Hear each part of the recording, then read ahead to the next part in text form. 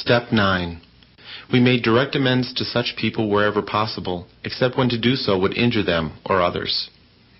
Now that we are willing to make amends to all the people we've harmed, we put our willingness into action by working the 9th step. We're involved in a process that takes us from awareness of our wrongs and the conflicts they've caused to a growing freedom from those conflicts and toward the serenity we are seeking. This process has called on us to examine our lives, identify our character defects, and become aware of how we harmed others when we acted on those defects. Now we must do everything we can to repair the harm we've caused. We have our 8th step list, and we know what we have to do. However, knowing and doing are two different things. We may have a perfectly good plan for making our amends, but when the moment arrives, find ourselves overwhelmed by fear and feel unable to go on. We may be afraid of how our amends will be received. We may be worried that someone will retaliate. On the other hand, we may be harboring a secret hope that we will be excused from our responsibilities. We cannot base our willingness on the expectation that we won't actually have to make restitution. For each of our amends, every possibility exists, from being held fully accountable to being completely excused. We must be willing to follow through regardless of the potential outcome. Once again, with the help of our higher power, we simply have to walk through our fear and go on. We must be courageous when we work this step. Though the prospect of making amends may frighten us, we turn to the God of our understanding for strength. Our higher power is with us as we make each of our amends. We rely on the presence of that power, no matter how scared we are about approaching the people we have harmed. We may hesitate, fearing other people won't accept us as readily as our fellow NA members have. However, we have found that recovering addicts don't hold a monopoly on kindness or forgiveness. Other people are capable of accepting us as we are and understanding our problems. But whether they are willing to accept us or not, we must go on with making our amends to them. The risk we take is sure to be rewarded with increased personal freedom. The spiritual principles of honesty and humility that we've learned in earlier steps are invaluable to us in the 9th step. We would never be able to approach the people to whom we owe amends in the spirit of humility if we hadn't been practicing these principles before now. The honest examination we use to write our inventory and make our admissions, the ego deflation brought about by our work in the 6th and 7th steps, and the realistic look at how we harmed others have all worked together to increase our humility and provide us with the motivation needed to work the 9th step. Our path has led us to humbly accept who we have been and who we are becoming, resulting in a sincere desire to make amends to all those we have harmed. This desire to make amends should be the primary motive for working the 9th step. Making amends isn't something we do simply because our program of recovery suggests it. To be certain our motives are based in spiritual principles, we find it helpful to reaffirm our decision to turn our will over to the care of the God of our understanding before making each of our amends.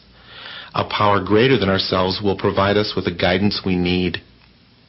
We should not expect a pat on the back or praise for living in accordance with the principles of recovery. People may respond to our amends in many different ways. They may or may not appreciate our amends. The relationships we have with those people may get better or they may not. We may be thanked, or we may be told, "It's about time you did this."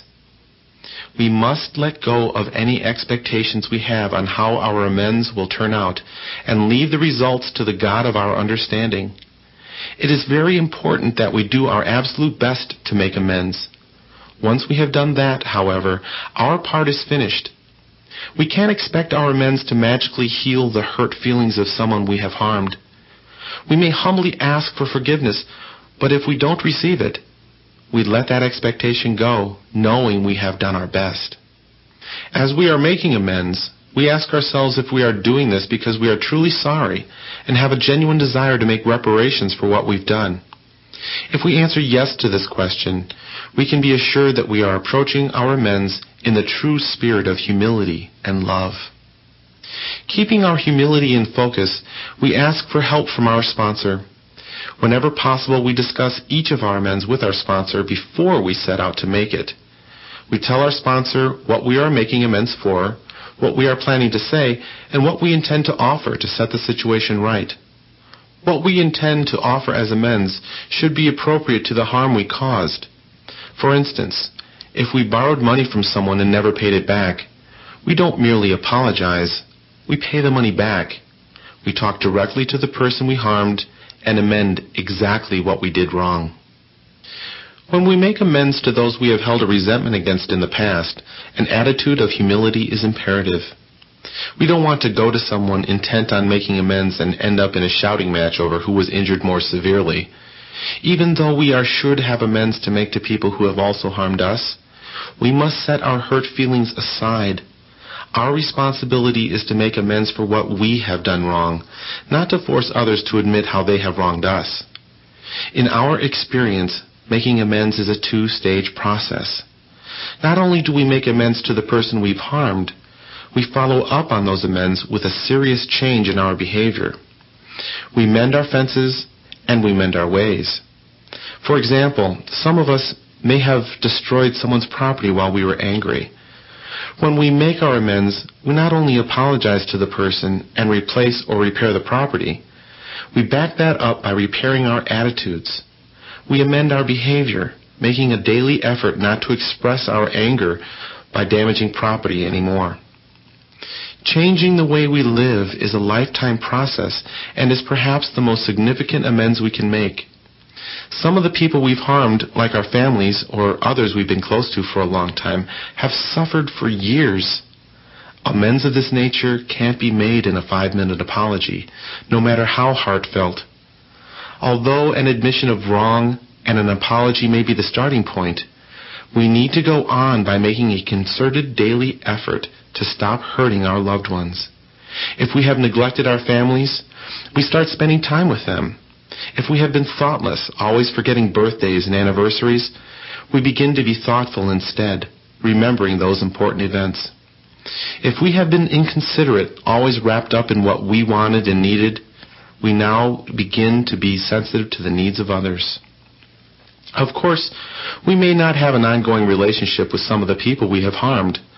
For instance, if we are divorced from a spouse with whom we had children, we may owe child support payments. Making such amends does not require that we rekindle an emotional relationship with our ex-partner.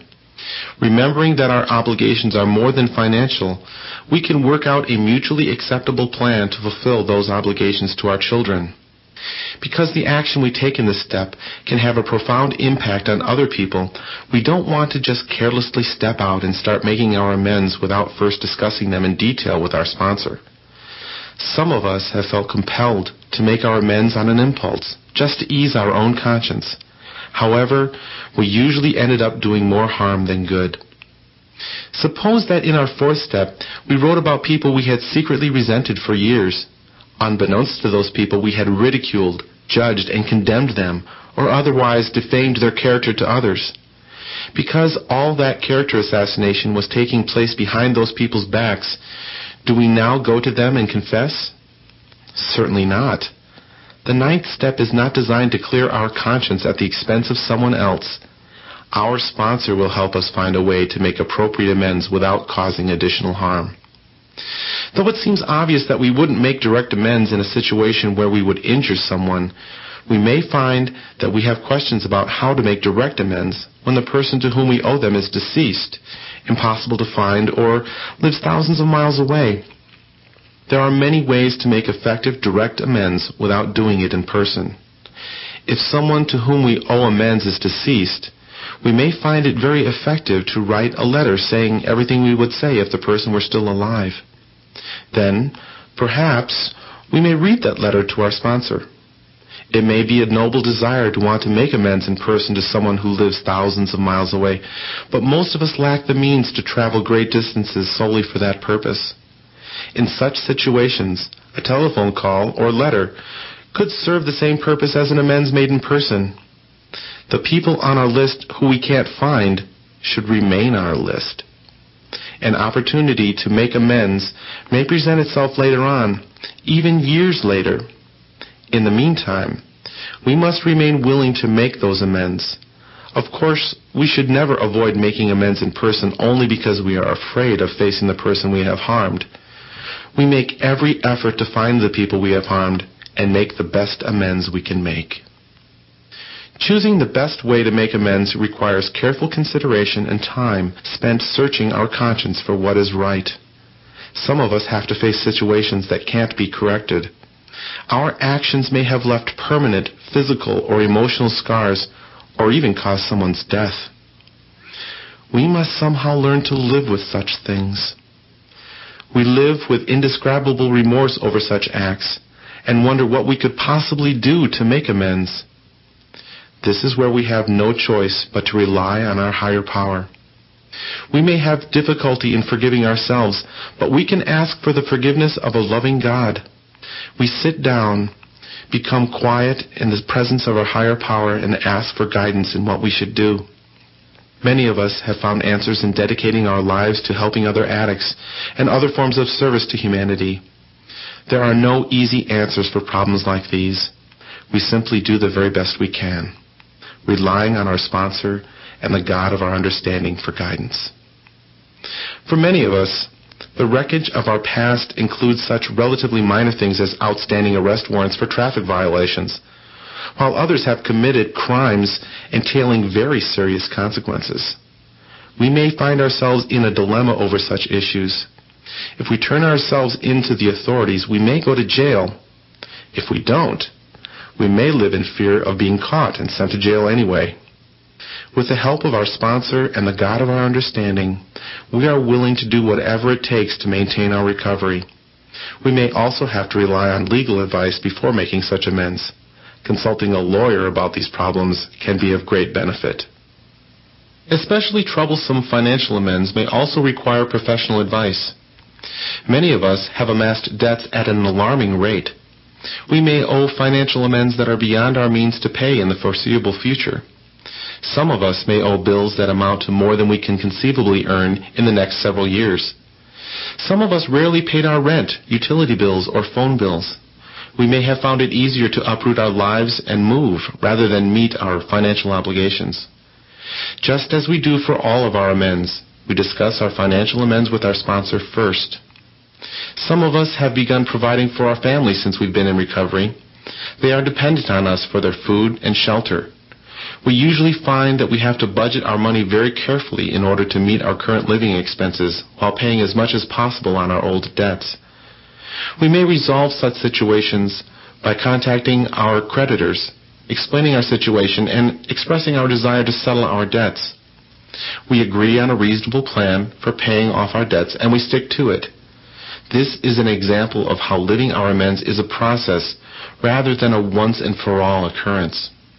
It takes great discipline, personal sacrifice, and commitment to continue to pay a bill for years and years. But we can regain our self-respect only by following through. Most of us find making amends for the damage we did in intimate relationships to be extremely uncomfortable. As we wrote our fourth step, we realized that we not only robbed ourselves of the chance for meaningful relationships, we also caused deep emotional wounds in our partners. Our fears of intimacy or commitment may have led us to use, be unfaithful to, or abandon the people who loved us. We were generally unavailable to those people. While there are times when we need to approach such people with our amends, there are other times when it is best to leave them alone so as not to reopen old wounds. Knowing the difference requires complete honesty on our part and open communication with our sponsor.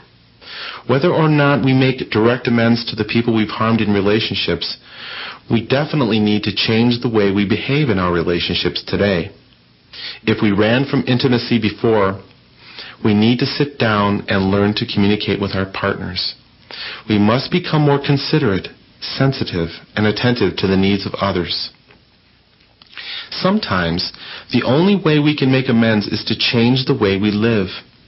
As discussed in the 8th step, we may owe amends to our community or society as a whole. Though this may seem to be an abstract concept, we must make concrete amends by changing our behavior. If we harmed society, we start to make amends by becoming a productive member of society. We contribute. We look for ways to give, not take. Our recovery is also a way of making amends to ourselves. We treated ourselves horribly in our act of addiction. The guilt and shame we felt each time we harmed another human being took quite a toll on our self-respect. Our addiction humiliated us in 1,000 different ways. Now, in recovery, we learn to treat ourselves in ways that demonstrate our self-respect. The most important results of the 9th step will be found within ourselves. This step teaches us a great deal about humility, love, selflessness, and forgiveness. We begin to heal from our addiction and no longer live with as many regrets. We grow spiritually and find that we are truly gaining a new level of freedom in our lives. Our past is just that, the past. We have put it behind us so that it no longer hovers on the edge of our thoughts, waiting for a chance to haunt our present. One of the most wonderful gifts we derive from working the 9th step is the knowledge that we are becoming better human beings. We realize how much we have changed because we are no longer doing the things for which we are making amends. We may not have realized how much we had changed in our recovery until now. The amends process drives home the knowledge that we are becoming truly different people. The extended nightmare of our addiction is finally beginning to fade in the dawning light of our recovery. Our humility increases as we face the people we have harmed. The impact of realizing how deeply our actions have affected other people shocks us out of our self-obsession. We begin to understand that other people have real feelings and that we are capable of hurting them if we are careless. We learn about being considerate of other people as we work this step. And what we learn is what we practice in our lives today. It becomes natural for us to think before we speak or act, keeping in mind that what we say or do is going to affect our friends, our families, and our fellow NA members. We approach people with love and kindness, carrying within ourselves a deep and abiding respect for the feelings of others. Because of the humility and selflessness so necessary in making our amends, we may be surprised at the way Step 9 enhances our self-esteem. One of the most paradoxical aspects of our recovery is that by thinking of ourselves less, we learn to love ourselves more. We may not have expected our spiritual journey to lead to a fresh appreciation of ourselves, but it does. Because of the love we extend to others, we realize our own value. We learn that what we contribute makes a difference, not just in the NA, but in the world at large. As a result of working the 9th step, we are free to live in the present, able to enjoy each moment and experience gratitude for the gift of recovery. Memories of the past no longer hold us back, and new possibilities appear. We are free to go in directions we never considered before.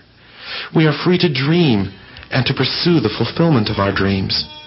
Our lives stretch out before us like a limitless horizon. We may stumble from time to time, but the 10th step gives us the opportunity to pick ourselves up and keep walking forward. Our higher power has given us an invitation to live, and we accept it with gratitude.